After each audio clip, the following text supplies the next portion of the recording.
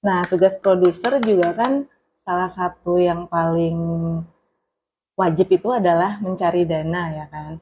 Mencari dana dan memanage bagaimana dana yang ada itu bisa diimplementasikan sehemat-hematnya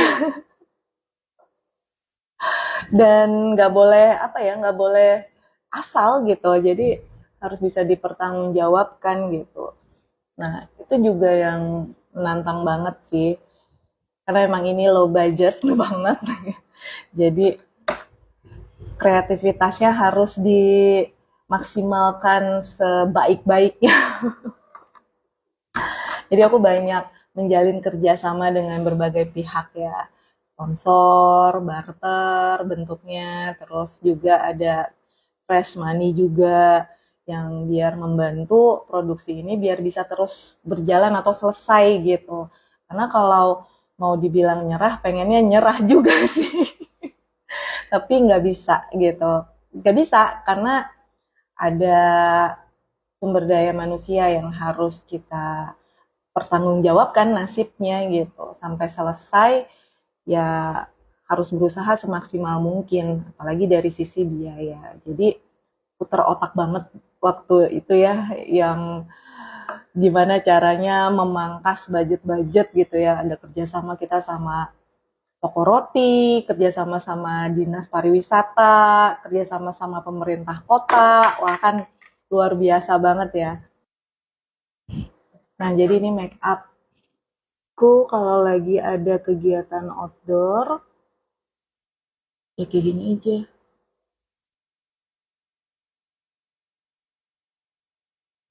Selesai deh. Yang penting kalau untuk outdoor itu harus sunscreen ya. Aku pernah jadi berapa hari ya? Kayak sekitar 6 harian gitu. Aku syuting di luar outdoor terus dan tangannya belang. Dan itu cukup lama mengembalikannya. Padahal aku selalu pakai sunscreen.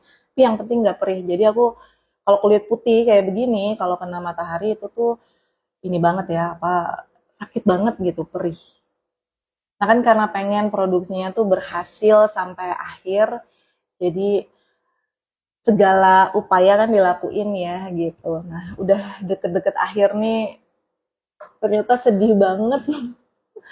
Jujur setahun udah lewat gitu ya, tapi aku masih ya sedih banget gitu. Pengennya sih nggak terputus ya. Produksi A sudah selesai, pengennya lanjut lagi. Cuman kan ya karena kita juga perusahaannya masih baru dan masih terbatas, jadi ya harus ada nafas dulu.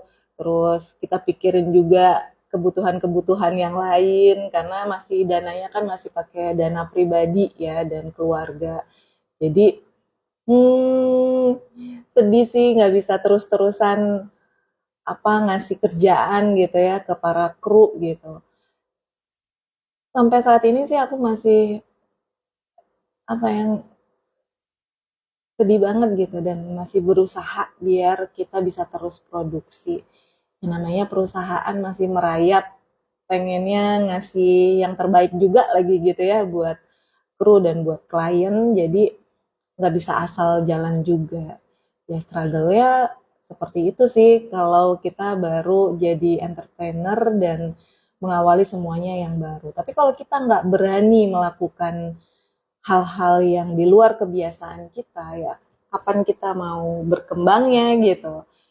Ya mungkin background aku nggak ada background sebagai produser ya, tapi dikasih kesempatan untuk bisa ngejalanin usaha production house dan jadi produser juga gitu atau pekerjaan-pekerjaan lain yang dimana membutuhkan keterampilan-keterampilan yang biasanya kita nggak bisa gitu, tapi dengan kita dipaksa oleh kebutuhan hidup gitu ya, dan mau merubah jalan hidup gitu yang kita nggak mau terus-terusan jadi karyawan, terus akhirnya kita mau membuat usaha sendiri, ya harus belajar banyak gitu kan.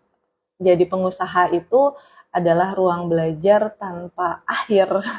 Karena bisa jadi kita usahanya A, tiba-tiba nanti di tengah jalan kita berkembang menjadi B, C, D, E gitu. Nggak akan bisa diduga gitu, karena jalan hidup orang itu kan yang menentukan Allah ya gitu, dan bagaimana cara kita juga memandang sebuah kehidupan. Kalau kita membatasi diri ya udah pasti ruang lingkup usahanya pun ya terbatas. Tapi kalau kita pengusaha yang membuka ruang lingkup usaha seluas-luasnya, ya yang pasti butuh keterampilan juga yang memadai, dan kesempatan kita untuk berhasil pun juga lebih luas gitu, karena bisa jadi ruang lingkup usaha yang kita rencanakan tidak berhasil, tapi justru berhasil di ruang lingkup usaha yang unpredictable. Jadi jangan pernah takut untuk mencoba hal-hal yang di luar kebiasaan kita.